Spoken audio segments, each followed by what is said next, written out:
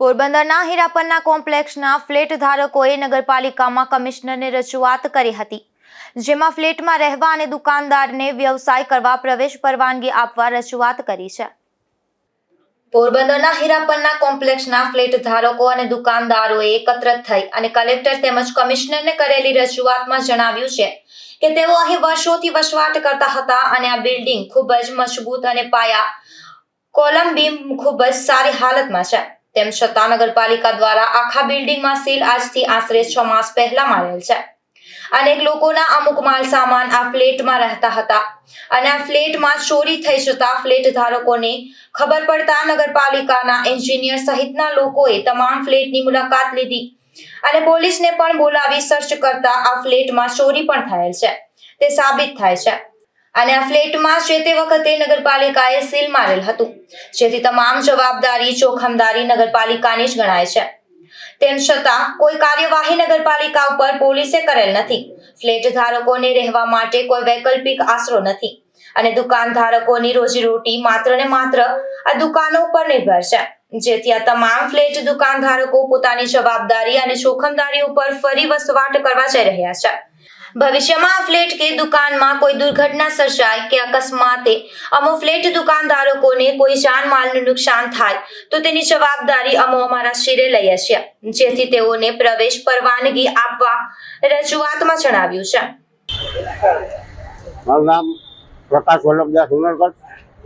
છેલ્લા 40 વર્ષથી સામાજિક કાર્યકર તરીકે કામગીરી કરી રહ્યો છું। પોરબંદરમાં કોઈ પણ જનતાને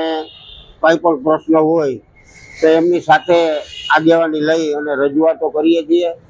અને લોકોને ન્યાય મળે એના માટે અમારા હંમેશા માટે પ્રયાસ રહ્યા છે।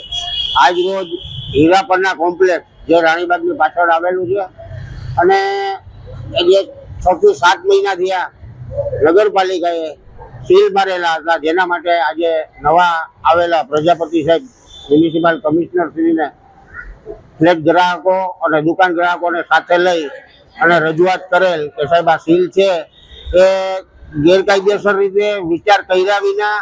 અને નગરપાલિકાના એન્જિનિયરોએ કોઈ પણ જાતનું ચેકિંગ કર્યા વિના સીલ મારેલા છે અને આવી રીતે પોરબંદરમાં 200 થી 250 બિલ્ડિંગો એવી હશે કે ઘણી જર્જરિત છે। તો માત્ર ને માત્ર 6-7 મહિના પહેલા હીરાપરના કોમ્પ્લેક્સને ટાર્ગેટ બનાવવામાં કોના ઈશારાથી આ થયું છે એ પણ એક મ્યુનિસિપલ કમિશનર સાહેબે જાણવું જોઈએ અને જોવું જોઈએ અને જે બીજા 200-250 બિલ્ડિંગો જર્જરિત છે તો એ બિલ્ડિંગોને પણ એમ કે સીલ કેમ નથી લાગ્યા અને એની મીઠી નજર હેઠળ નથી લાગ્યા અને એમાં શું વહીવટ થયો છે કે હીરાપરના કોમ્પ્લેક્સ વાળા વહીવટ નથી કર્યો જે તે સમયે, એટલા માટે સીલ મારવામાં આવ્યા છે। કારણ કે પોરબંદર નગરપાલિકા વહીવટ માટે બહુ જૂનું અને જાણીતું નામ છે, એટલા માટે જ્યારે આવો કોઈ ભ્રષ્ટાચાર થયો કે નથી થયો અને હીરાપરના કોમ્પ્લેક્સ દ્વારા ભ્રષ્ટાચારમાં જવાબ ન મળતા અને એ લોકોએ વહીવટ ન કરતા સીલ મારવામાં આવ્યા કે શું છે તે તટસ્થ રીતે નવા કમિશનર સાહેબ રજૂઆત એ માટે જ કરવા ગયા હતા કે આ સીલ ખોલવામાં અને તટસ્થ રીતે તપાસ કરે કે ભૂતકાળમાં આ સીલ મારવાનું કારણ શું છે। ત્યારે ગઢવી સાહેબ હતા, એ પછી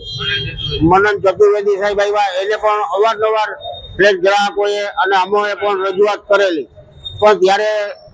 મૂંગા મોઢે સાંભળી અને કોઈ પણ જાતના પગલાં લેવામાં આવેલ નથી અને ખરેખર હીરાપરના કોમ્પ્લેક્સ જે બિલ્ડિંગ બનાવેલ એન્જિનિયરે 2038 સુધી એ બિલ્ડિંગના કોલમ બીમ પણ એટલા મજબૂત છે કે જે કોઈ હલબલી શકે એમ નથી, બિલ્ડિંગમાં કોઈ જાતનું ઓલું થયા નથી અને વધુમાં કે જ્યાં આજે 7 મહિનાથી બિલ્ડિંગને સીલ લાગેલા છે, નગરપાલિકાની સંપૂર્ણ જવાબદારી છે અને એ સીલ તોડીને એમાંથી ફ્લેટ ગ્રાહકોના સામાનની ચોરી થઈ છે, કિંમતી વસ્તુઓ ગઈ છે। તો આજે પોલીસ પણ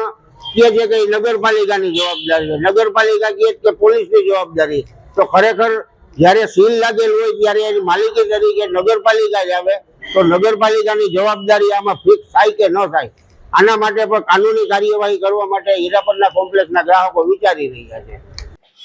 જો કે કમિશનરે રહેવાસીઓને બિલ્ડિંગનું સ્ટ્રક્ચરલ સ્ટેબિલિટી સર્ટિફિકેટ લાવવા જણાવ્યું હતું નિપુલ પોપટ સાથે અશોક થાનકી, ગુજરાત ન્યૂઝ, પોરબંદર.